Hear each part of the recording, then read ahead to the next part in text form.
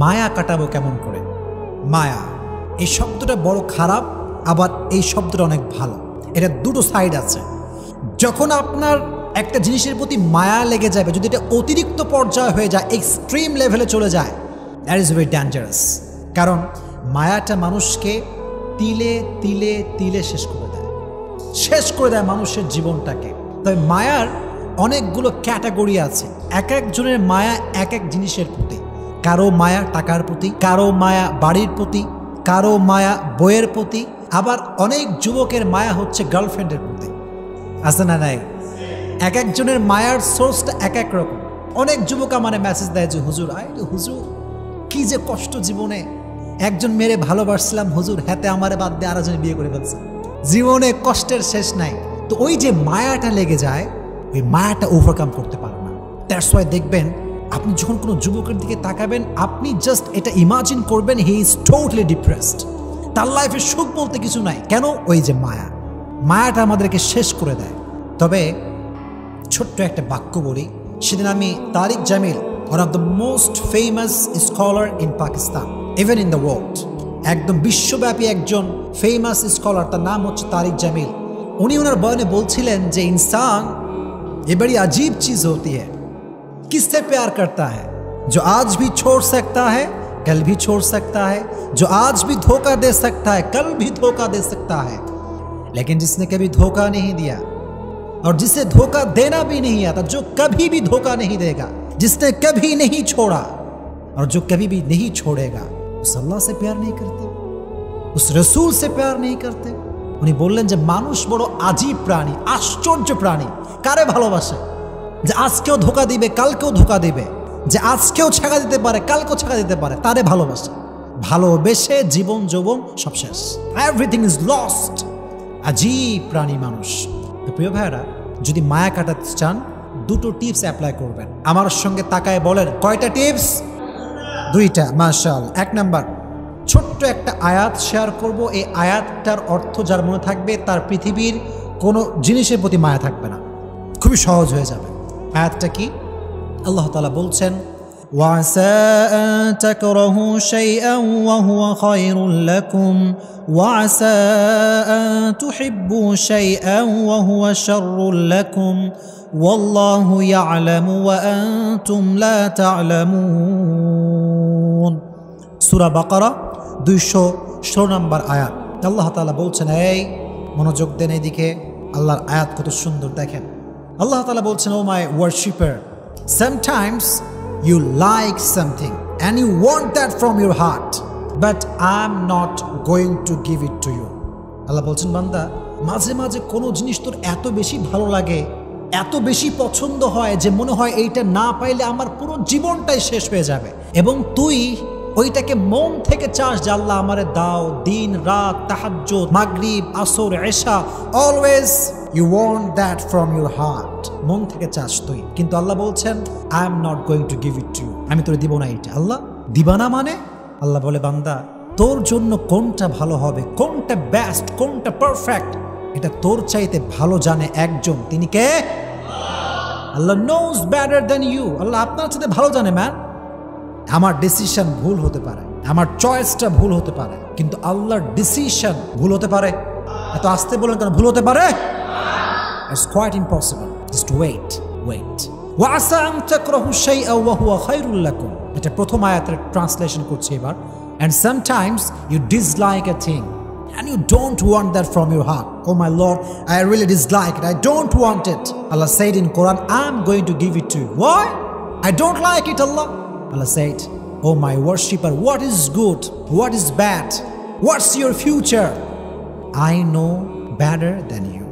আল্লাহ বলছে, গোলাম, তোর এটা অপছন্দ, এটা আমি বুঝতে পারতেছি, তুই মনে করছিস এটা তোর জন্য ভালো না, কিন্তু আমি জানি এটা তোর জন্য ভালো হবে। বিকজ ইন ফিউচার, ভবিষ্যতে কি হতে পারে, we do not have any idea about it, আমরা জানি না। কিন্তু ভবিষ্যতে কোনটা হবে জানে একজন। জবান খুলে বলেন, তিনি কে? আল্লাহ জানেন। এটা আল্লাহ তাআলা জানেন, আমি জানি না, আপনি জানেন না।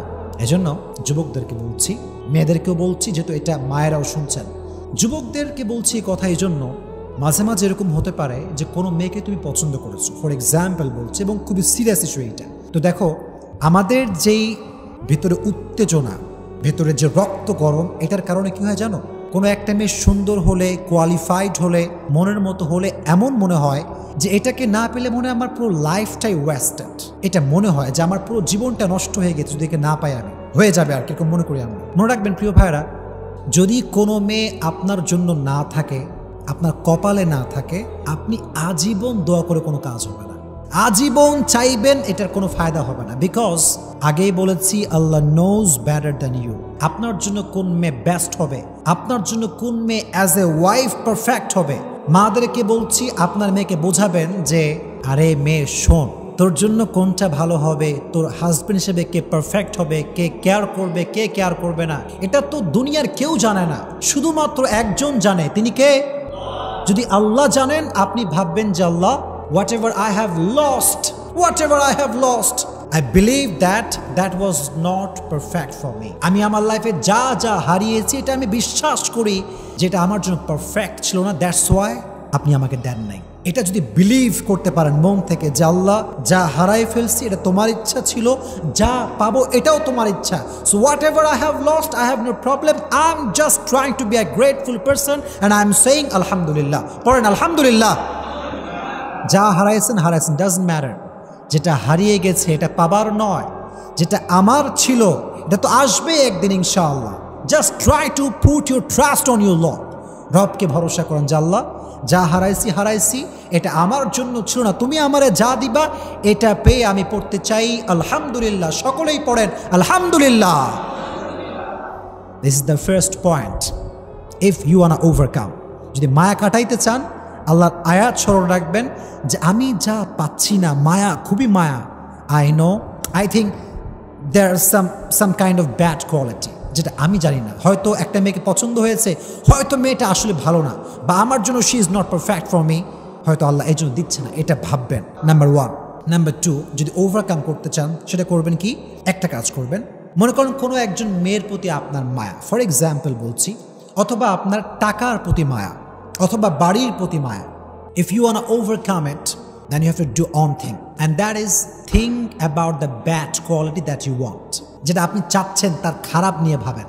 মনে করেন একটা মেয়েকে আপনার পছন্দ, যদি তারা তুমি না পাও, অনেক মায়া লাগবে, মনে হবে যে she was the best person in the world, যেটা আমি দেখছি এটাই সবচেয়ে বেস্ট। এটা যখন ভেতরে চলে আসবে মায়া, একদম গভীর মায়া, তখন সেই মেয়েটার কিছু খারাপ সাইড নিয়ে ভাবো।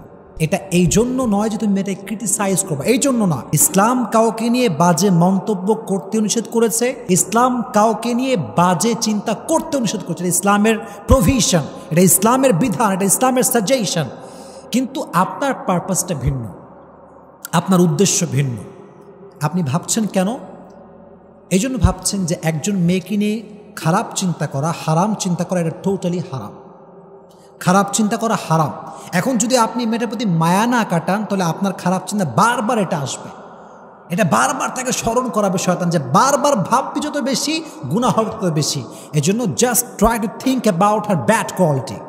যেমন কি ভাবতে পারেন যে আহা, যে মেয়েটা পর্দাই করে না, বোরখাই পরে না, সেই মেয়ে তো আমার যোগ্য হতে পারে না।